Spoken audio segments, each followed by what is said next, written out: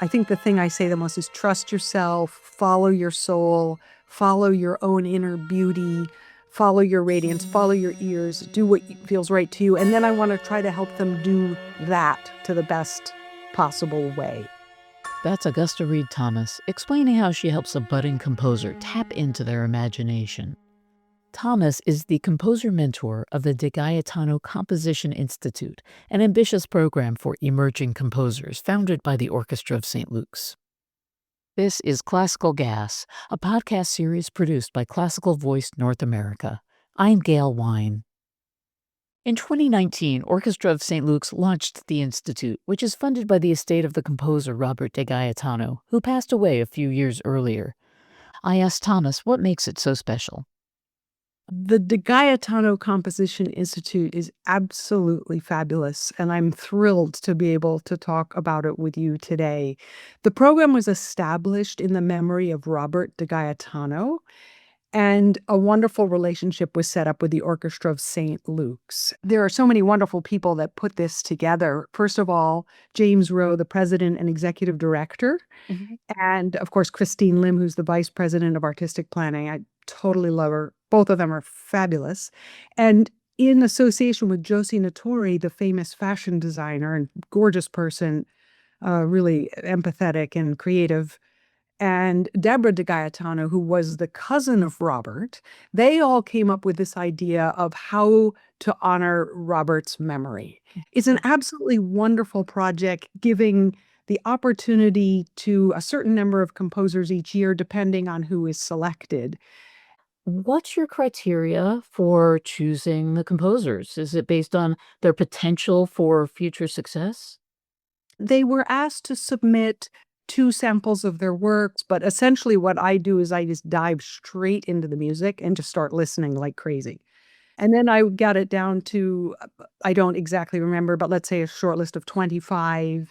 And then I went fishing around the internet on their websites and looking around at other pieces that they might not have submitted. And then I was trying to think of really nice menus. And so it would be fun if the pieces weren't all the kind of the same ilk, that if we had a really nice menu of pieces also for the audience, and then just thinking about the class as a whole, because the whole project involves like 5 very busy days in New York where we're doing master classes and career advancement and professional training. And I sit with literally next to the composer at every rehearsal for the entire time, right next to them. This is after they've all had 6 months of lessons with me as well. I forgot to mention that. So it's an all year round kind of a holistic approach. So I get to know these composers really quite well. Yeah, that's what I find so fascinating, that it's the better part of a year, and it's a very long-term project that's going to be going on a total of 20 years, with different classes of composers each year. I just want to say that Anna Klein was the first mentor before me, and she did 3 years of this. And then I was fortunate enough when she stepped down to be brought in. And you're asking about my criteria. I am interested in their imagination and also their craft. And in addition, I think composers need 3 things. We need an incredible musical toolbox, like an understanding of music history, ethnomusicology, theory, composition, counterpoint, harmony, harmonic rhythm, and so on and so forth, good oral skills and so forth. So it's like a musical toolkit. Then you need a really good work ethic to make all these pieces year after year, day after day, decade after decade. It's hard work, really hard work, and proofreading and editing and touring around the world and flying through blizzards to go to hear a piece played on some other side of the country. And then you also need a great imagination. So I'm usually looking for composers that have all 3, like a great toolkit, a great imagination, and a great work ethic. Right. As the composer mentor, I get that you can probably teach some of the toolkit that's very nuts and bolts. Can you teach a work ethic? Can you teach how to tap into the composer's imagination?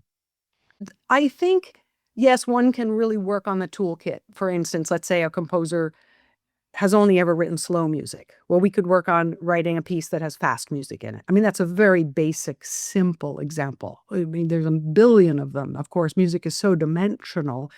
We could go on and on about that particular topic. I think the thing I say the most is trust yourself, follow your soul, follow your own inner beauty, follow your radiance, follow your ears, do what feels right to you. And then I want to try to help them do that to the best possible way. And so I try to do that and talk to them about what are you doing? What are you trying to say in this piece? And so forth. And I think the work ethic thing is just some people have it and some people don't. But to get these things done, you just have to have it. The piece has a deadline. Um, Tell me about the timeline. After the composers are chosen for this year, um, how often do you meet with each one, and what kind of content or timeline is it that you work with them on? So they were notified quite quickly from Christine Lim, and we had some Zoom meetings with the whole group, and they get 6 lessons with me. And we schedule them individually. That gives the composers ultimate flexibility. Like if they have a huge burst on their piece and they want 3 lessons right in a row and then a pause while they're thinking through the middle section or something, that's fine. So there's a lot of different ways that each composer can be really tailor-made for their wishes. So it's very kind of interactive. I wish we were in the same room, but we make it as much in the same room as possible because of the prep I do before the lessons, and we both have the same piece of paper in front of us. Right. And this may seem obvious, but what does it mean to mentor a younger or less experienced composer? The way I do it is I just try to be incredibly present for them, incredibly generous, really empathetic, hearing what they're saying, trying to do everything from thinking of large aesthetic questions to talking about repertoire, listening lists, uh, maybe changes that they want to think of on a 1 year timeline or something that needs to be fixed in the next 2 weeks because a deadline is coming up. Can I add one thought? Yeah. Gail, for those who are listening to this amazing podcast of yours, I would just love to invite them to come to the concert and hear the works of these 4 composers. It's listed on the Orchestra of St. Luke's website. Yeah. Well, I know that that performance is July 28th, 2026. And I have been to 2 or 3 of the performances. As in fact, I was at the first one in 2019, and I was knocked out by the compositions, the poise of the composers, and the excellence of the performances. Um, One thing I noticed is that one of the workshops that the composers get when they are on the ground that week in the summer, with the orchestra is training in public speaking. And though that's not your direct purview, can we talk about the importance of that? Because, well, for one thing, you're really good at that. Every year, Christine Lim and I sit down and think, what would the classes be? Who would be the guest speakers? Should we keep this part of it going or that part of it going, and so forth? For instance, one of the other things they each get is a new headshot.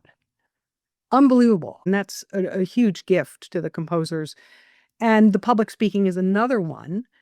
And I think that's important partly because they need to publicly speak for up to about 2 minutes, just short introductions, but what do you really want to say and how to say it in succinctly and so forth. And they have a very particular coach who's excellent at that.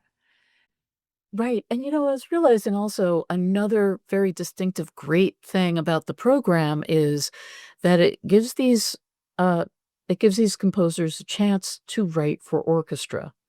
And that's not easy to get. You can get your friend to play one flute piece or one piano piece or a violin sonata, but getting a whole orchestra at your disposal is really special.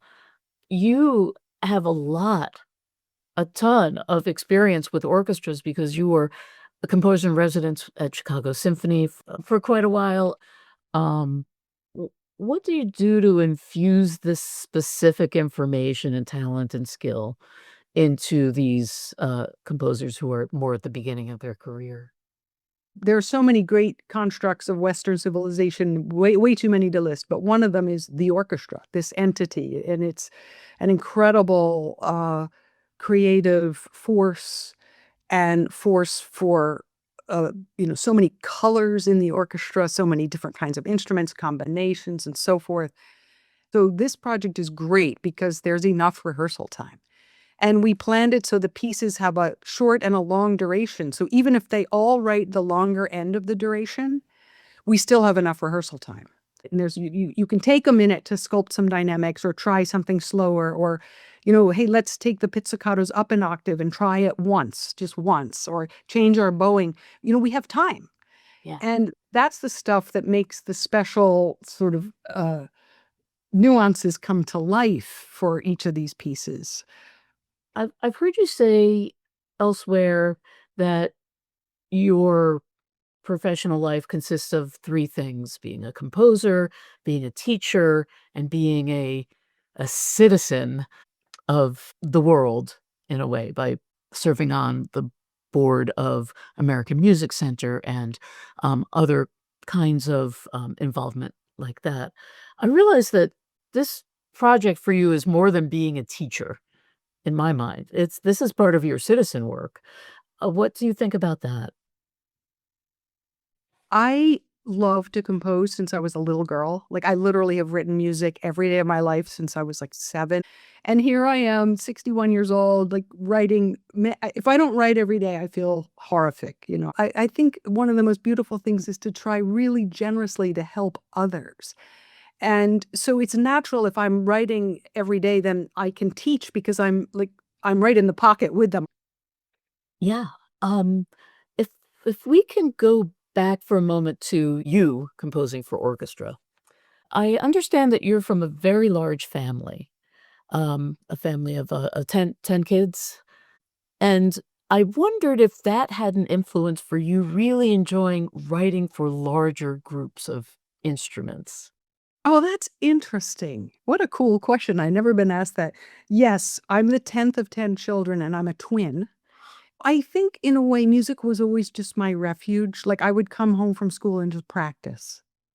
And then I would try to, like, make up little songs on the piano that would be like nothing. And I guess for myself, in some ways, composing is therapy. Like, it's part of my ritual every day, kind of centering myself, kind of it's almost like yoga for me, even though it's very hard work. But it might have just been because the house was completely chaotic with 10 people running around. But I like to write for orchestra because of the instrument itself. Well, Gusty, thank you so much for taking the time to talk with me and taking the time to do all the things that you do in life, from composing your great body of work to working with the students and being the composer mentor in this particular program.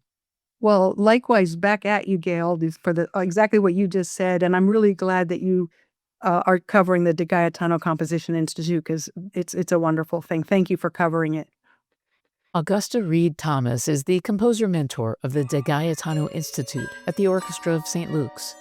This year's composers at the Institute are Grace Ann Lee, Ben Rickey, Singlu Song, and Justin Weiss. A concert of the world premiere performances of their music will be performed by Orchestra of St. Luke's in New York on July 28, 2026. This is Classical Gas. I'm Gail Wine, producer and host of this podcast series. Thanks for listening.